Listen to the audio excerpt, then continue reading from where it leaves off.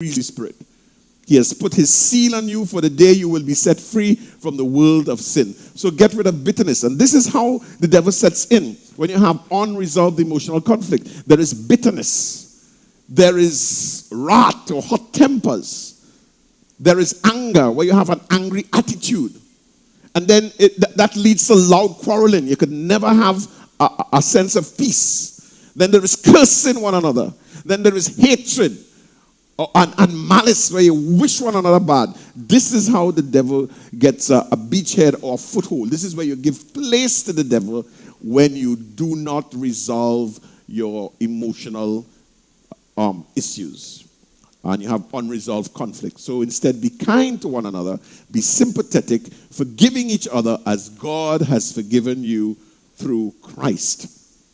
So this leads right away to the next point, which is communication problems. And when we talk about communication problems, these are not necessarily fights or conflicts. Everything might be as simple and at the same time as hard as a failure to voice your own sexual desires. It is vital to make sure that the other person knows about your sexual desires. If one or both spouses are no longer satisfied with the process and there is a need for change. When I do premarital counseling, I ask the couples, do you think that you should talk during sex and talk about what pleases you? Should the man always be the initiator? Suppose you had negative experiences, such as you were sexually abused as a child and your spouse doesn't know. In that case, your partner must understand how difficult this was to go through and how to approach physical intimacy and not traumatize the affected person. But how will they know that if you don't talk? So the communication gap is one of the biggest reasons for sexless marriages.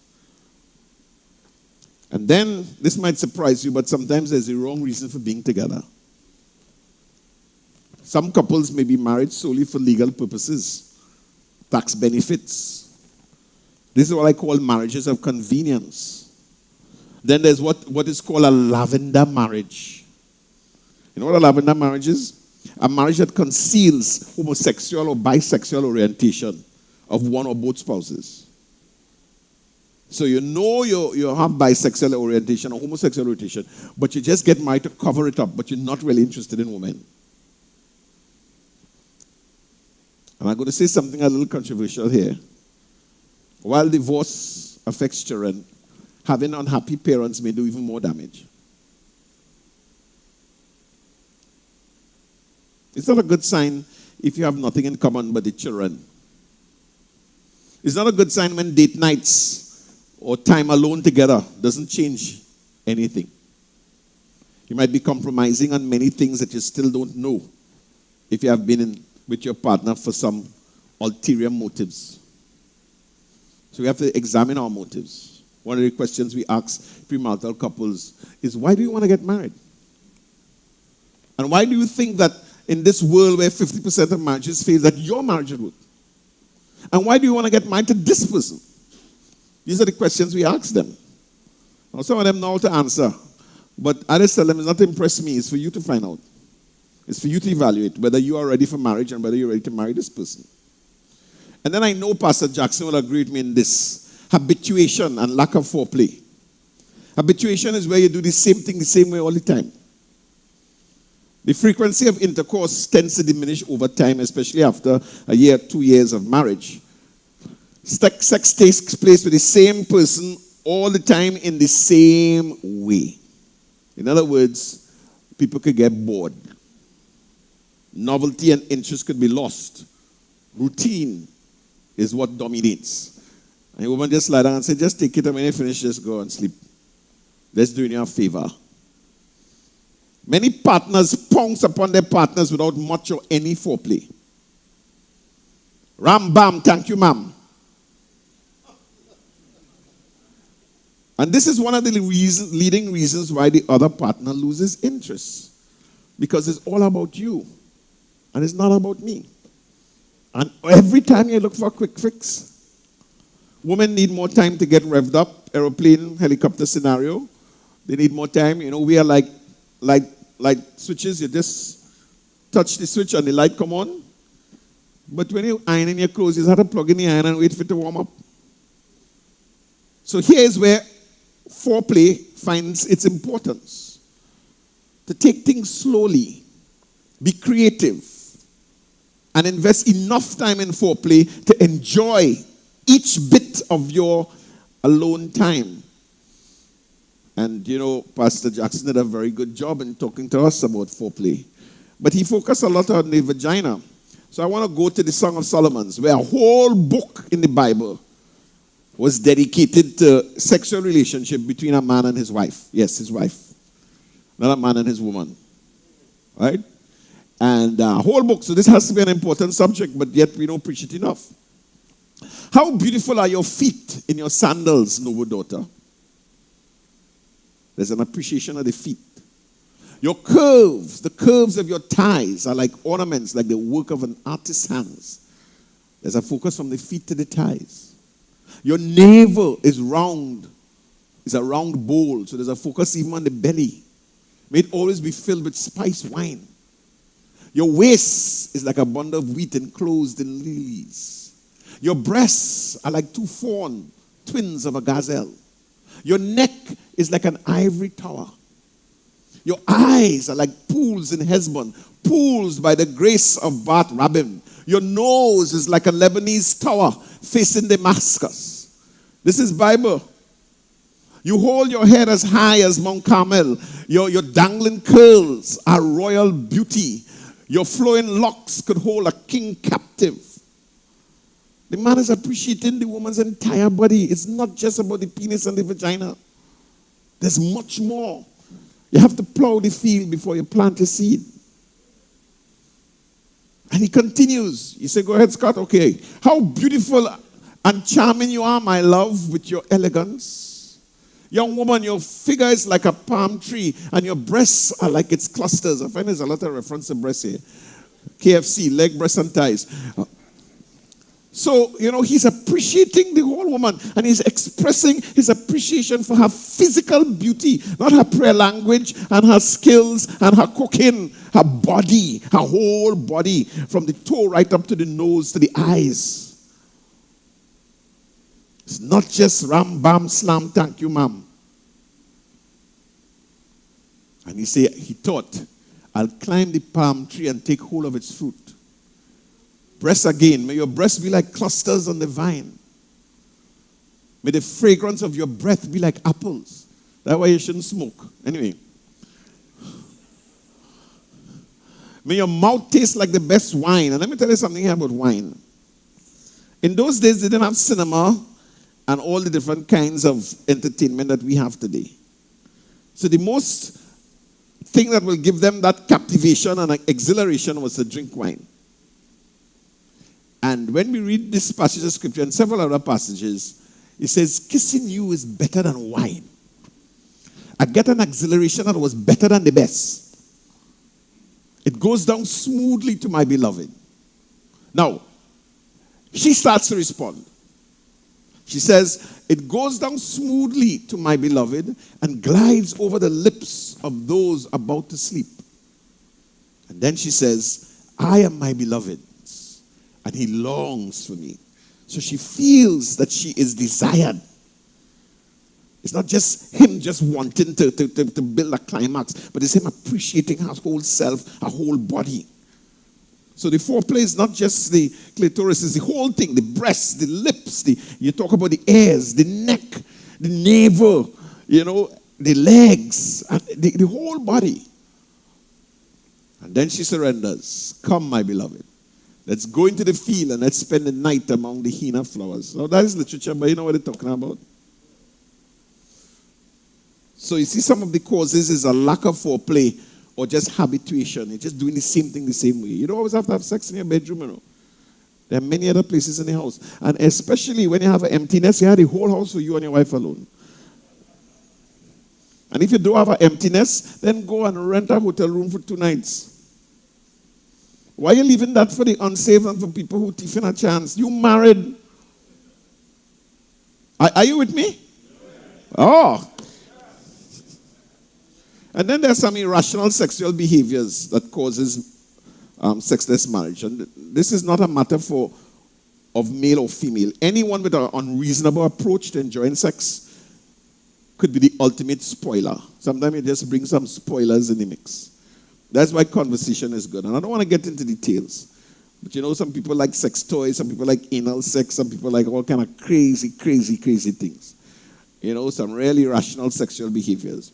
So even if it's the most personal choice, irrational sexual behaviors are unacceptable. If you and your partner are perplexed about correcting this behavior, you may need some professional help. And Pastor Jackson spoke about bad hygiene. That could cause sexless marriages. When you neglect your hygiene, this is an essential aspect, fellas. If you really want this thing, you have to be clean every time. Go to bed clean.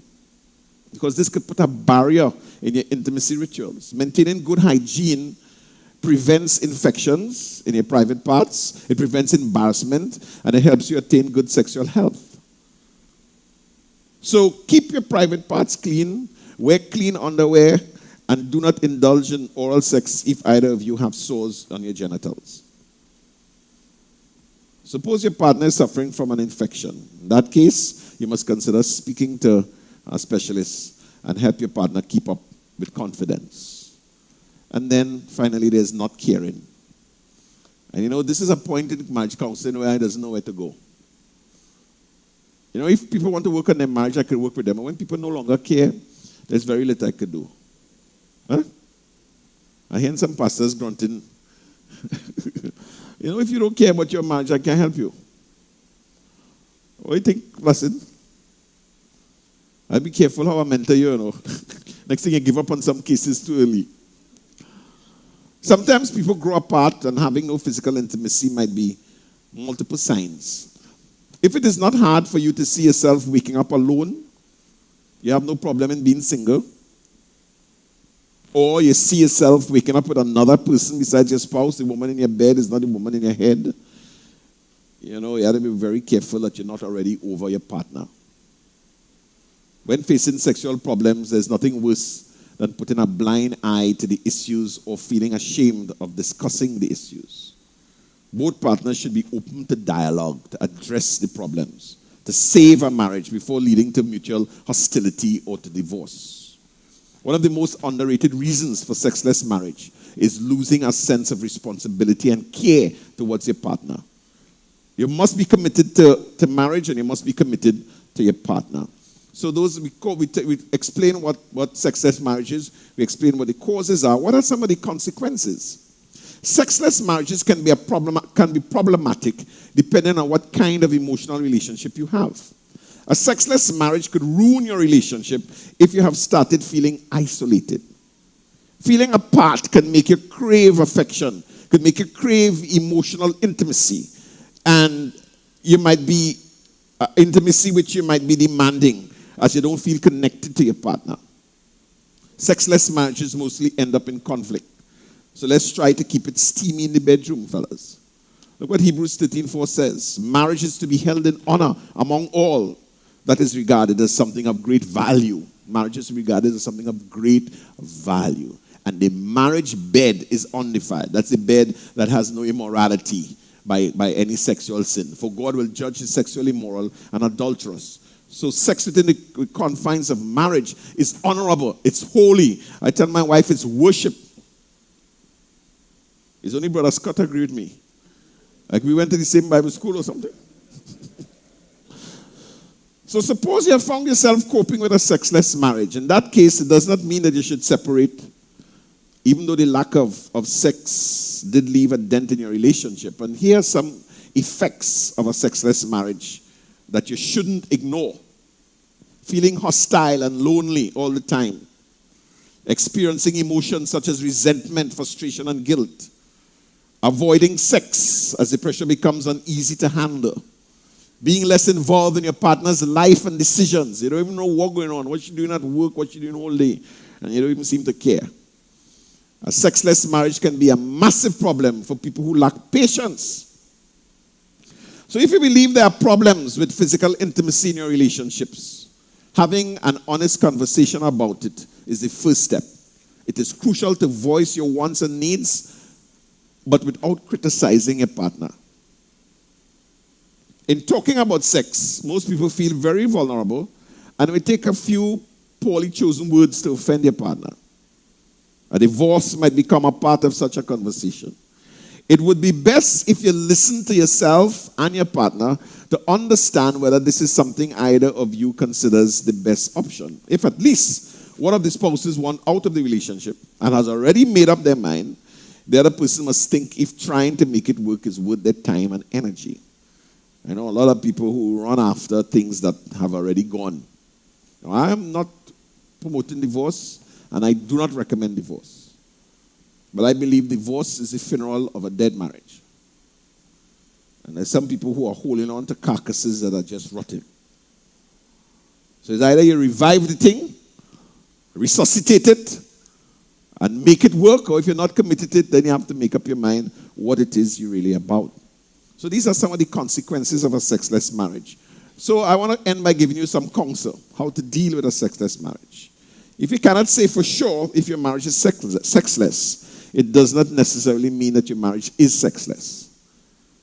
Because this aspect concerns you a lot, it is crucial to understand that there are likely issues in your sex life that you must deal with.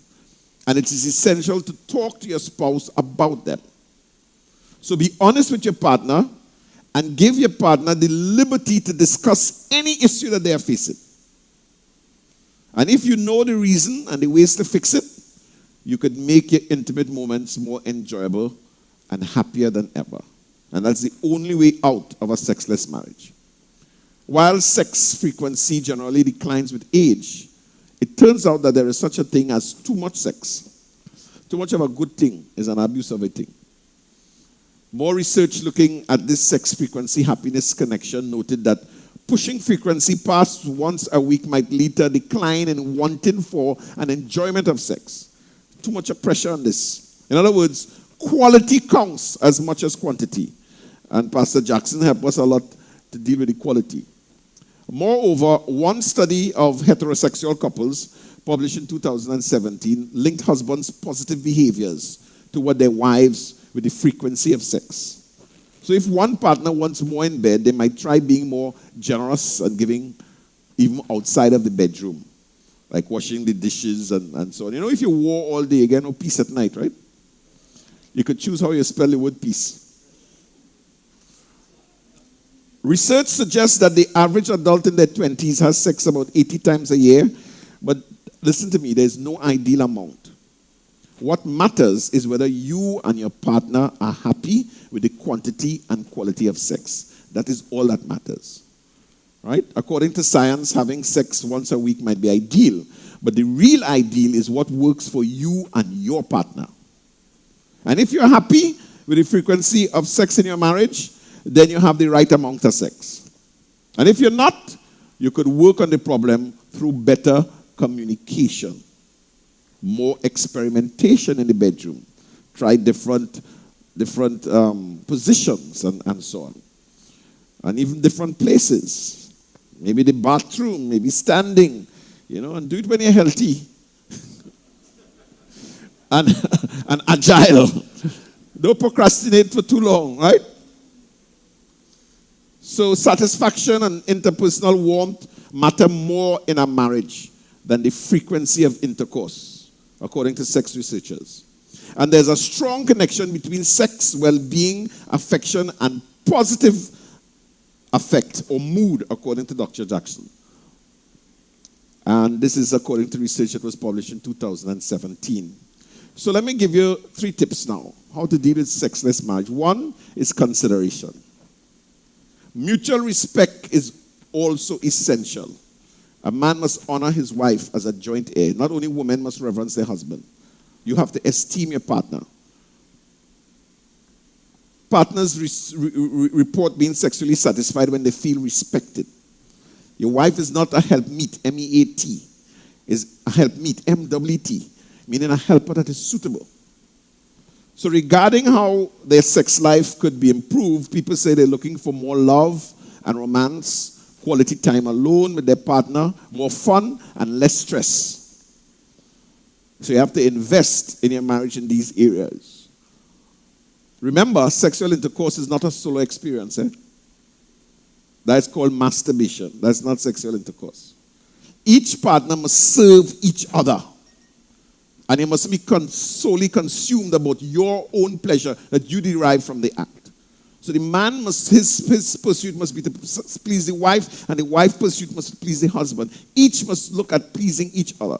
And if you notice what I read from Song of Solomon, giving pleasure to the woman came first before he got his fruit, before he was able to climb the tree and pick the fruit. He was giving pleasure to the woman. So consideration is important. Secondly, communication again. Couples also say they could have better communication with their partner. The answer to what should we do to make our sexual life better, have sex more often, make sex more satisfying, begins with talking, better communication. Many factors can affect the quality and frequency of sex, but many couples report that communication plays a pivotal role. Couples that communicate well may be more likely to have better sex more frequently. One study published in 2019 tied better sexual communication with greater sexual satisfaction and even fewer faked orgasms, because sometimes people just fake orgasm to just get over with it. Women who continued to fake orgasms were more likely to indicate embarrassment talking about sex with their partner in explicit ways, because you don't want the partner to know that you was lying. This is what the study's author also says. More than half of women reported they wanted to communicate with a partner regarding sex, but decided not to. The most common reasons were not wanting to hurt the partner's feelings, not feeling comfortable going into detail, and embarrassment. So though interesting, what statistics say about other people's sex lives is usually irrelevant to your own, even though these statistics are interesting. What matters is how you and your partner feel about your relationship and about how you and your partner feel about your sex life and how well you can discuss it. So communication is the key. So there's consideration, there's communication, and finally, consultation. Depending on the underlying issues and emotions you and your partner are experiencing, you might benefit from working with a professional. Whether it's a medical doctor like Dr. Jackson, or a personal sex therapist, or couples counselor, or personal therapist, you know. So I will stop here, and I'll turn back over to our president.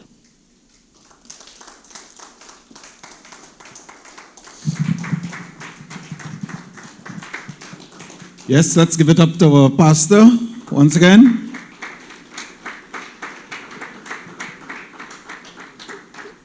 So we had a little disappointment, unfortunately, with Pastor Dos Santos. However, Pastor was there for the call. He did the job, and we really appreciate it, Pastor. Thank you. So about now, we will have an open discussion. The floor will open for open discussion. We'll have the panel of speakers, and so the floor is open, so we know we'll have a lot of questions. Men might have, there's some personal questions men may want to ask. So we have our panel who would come up to take the questions. Oh, the moderator will take it from here. Pastor Hazy Blassett.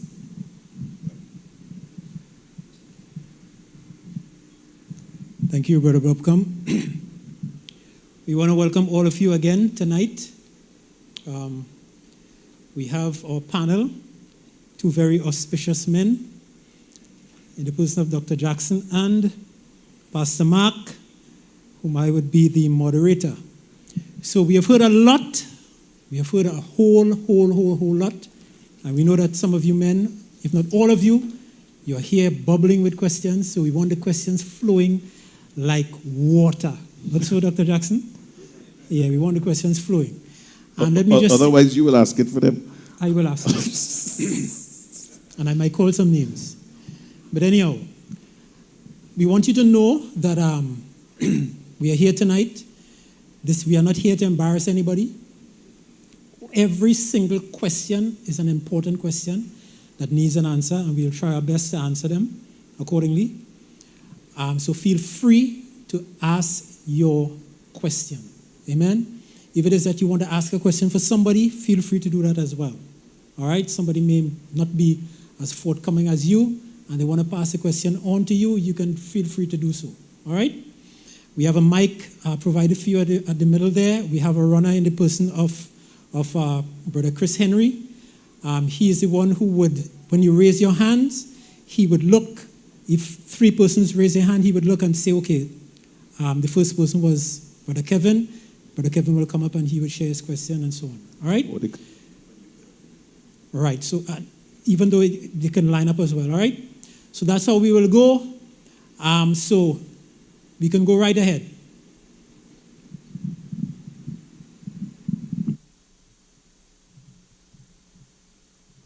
Just want to add that all the answers may not lie with the panel, and sometimes there may be members in the congregation who may have opinions that they wish to share that could also stimulate discussion as well.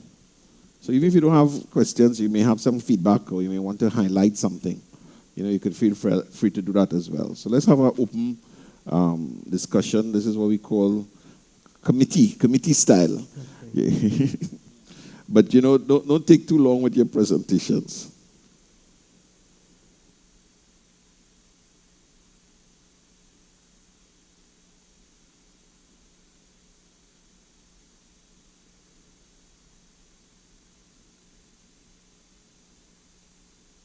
Good evening, everyone.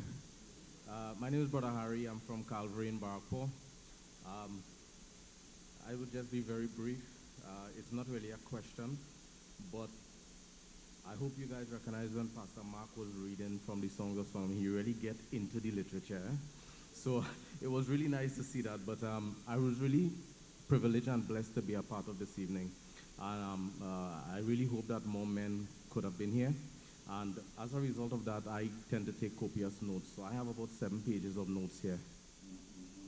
Phone. So if anybody wants it, I will share it to my men group at Calvary. And if you want it, I think I've captured a lot of what the 2 speakers are saying. But I'd just like to make a contribution here that, from my perspective, for those of you who may know, I own and operate a medical laboratory. And it was so privileged to hear Reverend Dr. Jackson speak about these things and to hear Pastor Mark's perspective. But we also part of a community group that helps families in need.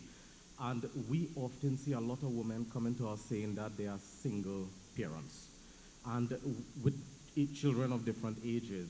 And I was blown many years ago when I first heard the concept that arousal occurs really firstly in the brain, in the mind.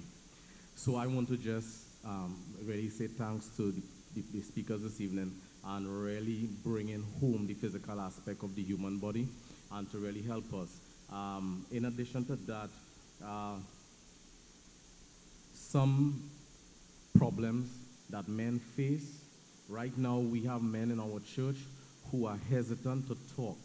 Some one of you here may be in that category. You're hesitant to talk because of probably your women folk a little bit aggressive. Probably you don't know who to talk to. But what I've been seeing in the lab industry is diagnosis is important. It could just be a drop in your testosterone, man, and that medicinal involvement through your doctor could help change that intimacy in your wife and your sexual life. So I want to encourage you to submit yourself to your annual screening with your doctors and make sure that you find out a diagnosis, because Pastor Mark's issue, my issue, any one of your other issues could be caused by different things. And not all of us could take the same treatment for it.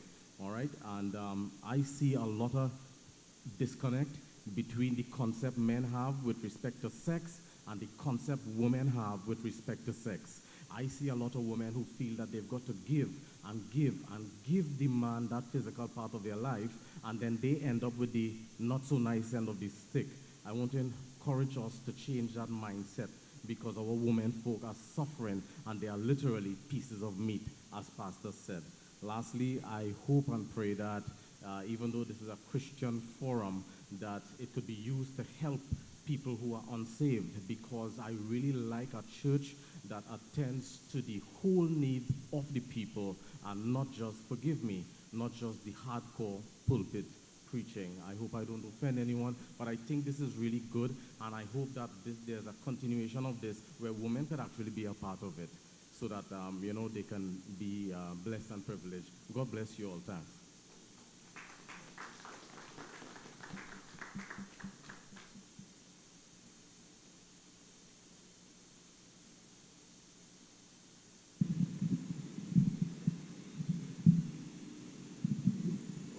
Good evening, everybody. So, Pastor Sean here from Mendes Open Bible. So, I'll direct this question to Pastor Jackson. Right, just to clarify whether or not I understood you correctly, did you say that, let's say, during a woman's period, that is a time where she may desire sex a whole lot more? Okay. No, she would desire the sex during ovulation, which is at the middle. So you have the time when a woman is shedding the blood, that's the period. Now, the first day of shedding of blood, from that day up to day 12 to day 14, all right, it's between day 12 to day 14, she's going to release another egg into the tubes. And at that point in time, that release of the egg into the tubes is called ovulation. So just when she's about to release one, and when she has released one into the tubes at the middle of the cycle, that's when she would have the desire. All right. Right. So that's the middle. middle. That's in the middle of the cycle, right? Not during the period itself. Right. Okay. All right. So clarify. All right. Thanks.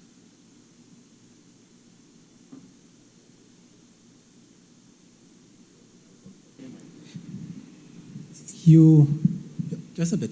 You spoke a lot in the beginning of your presentation about stimulation and stimulation for arousal. But I want to ask a question. Can arousal be met without physical stimulation?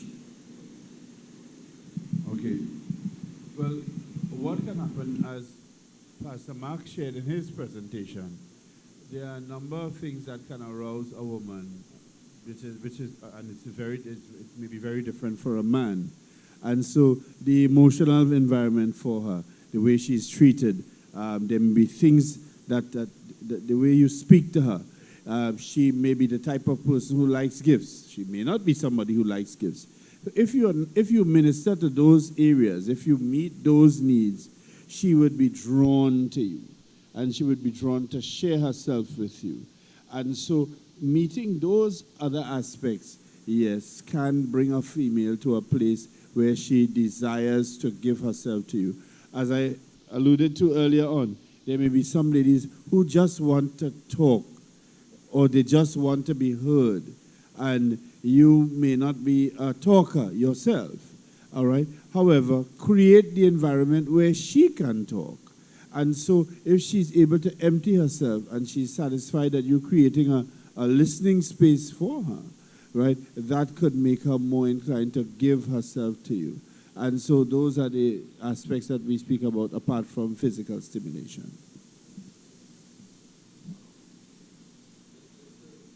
Just to add a little to what Dr. Jackson has so eloquently said, I just want to reiterate that men are physically needy and women are emotionally needy. Men are body-centered and women are person-centered. So if you have a relationship where your wife does not feel emotionally secure, if you have a relationship where your wife doesn't feel that she's special to you, that she's not valued, that she's not your queen, where she feels that there are other things in your life that take priority over her, that is going to be a disincentive to intimacy, sexual intimacy. And sometimes because we're so physical, and another thing is, our minds are compartmentalized. We could separate one issue from another. In a woman's mind is just one big ballroom. So that's why I said to you, if you war all day, again, no peace at night. Because she's out doing all the chores, seeing about the children, being fatigued, and you just come boop, demand your corned beef and rice, and then are we on tonight? It's not going to work, and then you want to start to play and so on. There was this guy. He brought a pack of Panadol for his wife, and he put it by this dresser. And he says, "Here, this for you." She said, "What about that for?" He said, "That's for your headache." She said, "I have no headache tonight." He said, "Good, great." Because sometimes, you always put this excuse, but it's not about the headache. It's you and the headache. I don't feel connected to you. And so that's why I don't desire you. So yes, it goes, the foreplay goes beyond. You see, Dr. Jackson was giving us some physical techniques, but you're correct. It starts with the mind and it goes beyond. And he was correct too when he talks about the woman response to the mood. And then when we talk about the mood, we're not talking about music and petals. That's for TV. We're talking about the real relationship, and that kind of mood. Yep.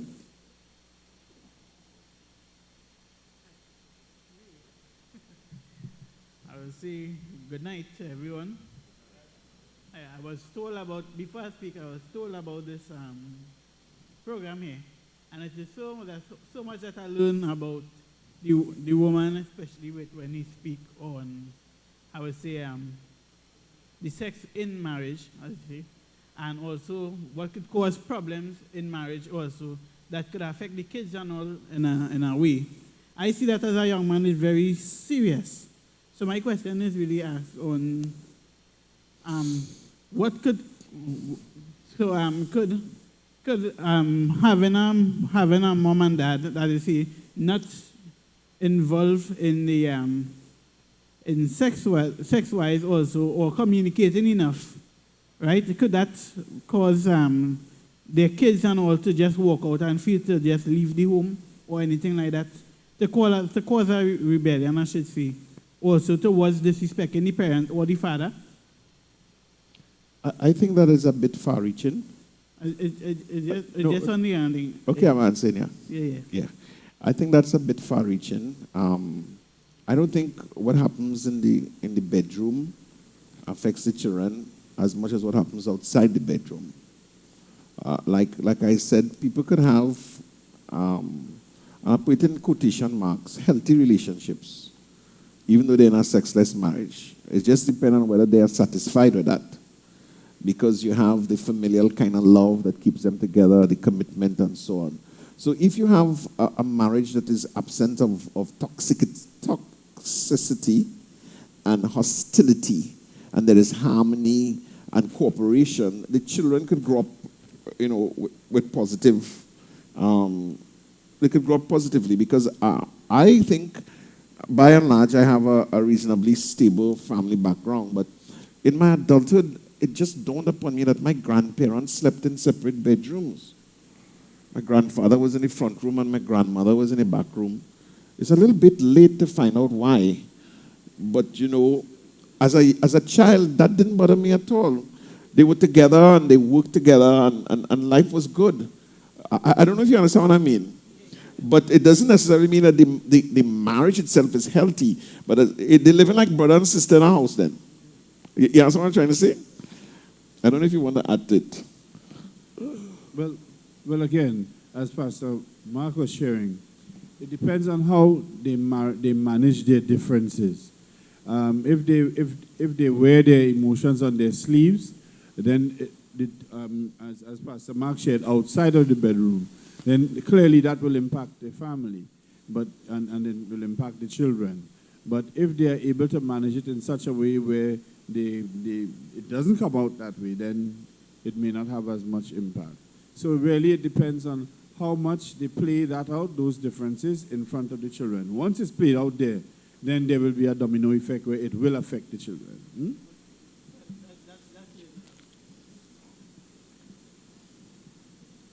I didn't hear what he said. He said something to us? Oh, thank you. Thank you. Good night, everyone. Christopher Henry is the name from Sapara Open Bible. Did Chris Henry recognize you? Chris Henry, you're supposed to recognize those who ask him questions. Go ahead, Chris. Sorry.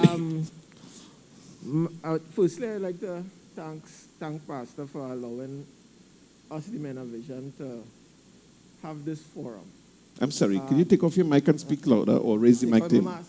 Yeah. Firstly, I'd like to thank Pastor for allowing the Men of Vision to have this forum.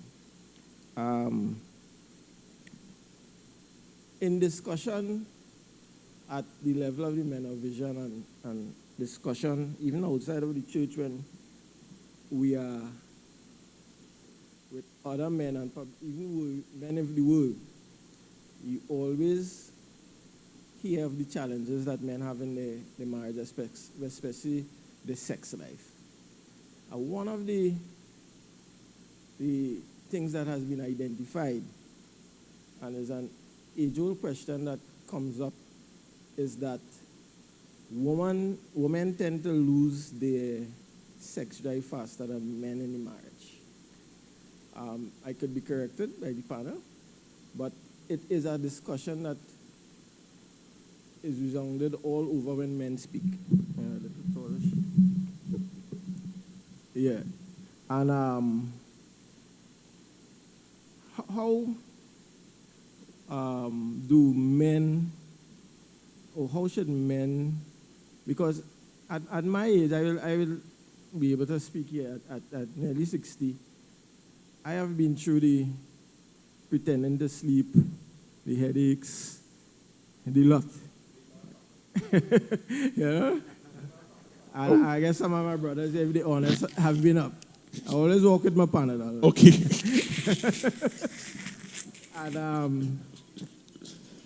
And the discussion is needed where men could openly express themselves. And in forums like this, we will get answers that we could now go back and use. We could get